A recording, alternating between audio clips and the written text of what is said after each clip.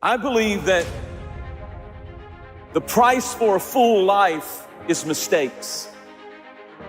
Mistakes are the price for a full life that you have to pay if you learn from them.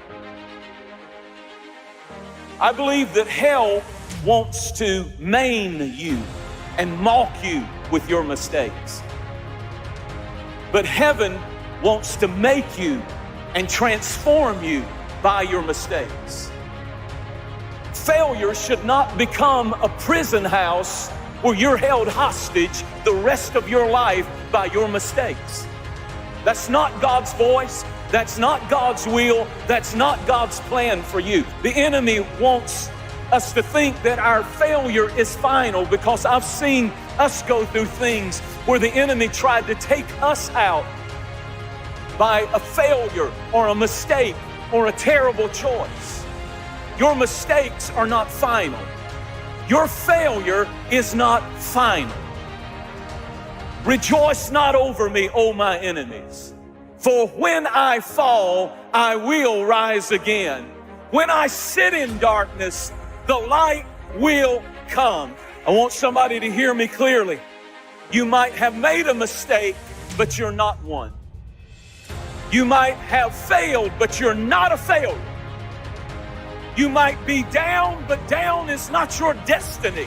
There is a resurrection coming to your dream, to your life, to your call, to your purpose. You might have fallen and you might have failed and you might have made a mistake, but you are not a mistake. And God will never define you by the worst mistake and choice you made in life. Critics will, attackers will, haters will, people will, but God will never define you by your worst mistake. And I need you to think Him that great is His mercy towards us. I love the story of Simon Peter. I love the fact that God loved him after he messed up.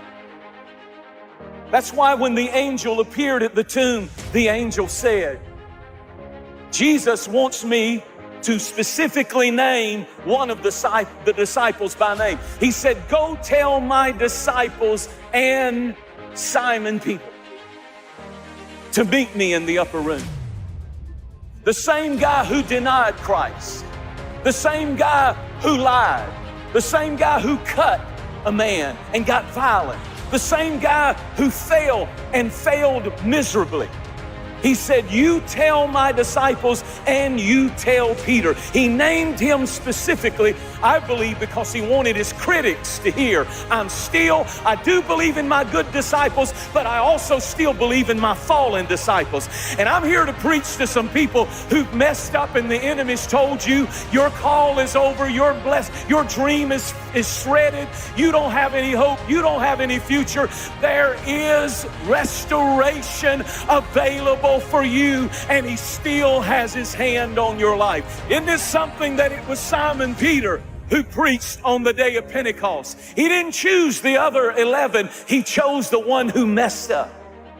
And that's what I've come to prophesy and preach to tonight, that some of you have fallen, some of you did it, some of you messed up, but the Lord sent me to tell you there's still life in your dream. There's still life in your call. There's still life in your purpose. There's still life in what God has called you to do.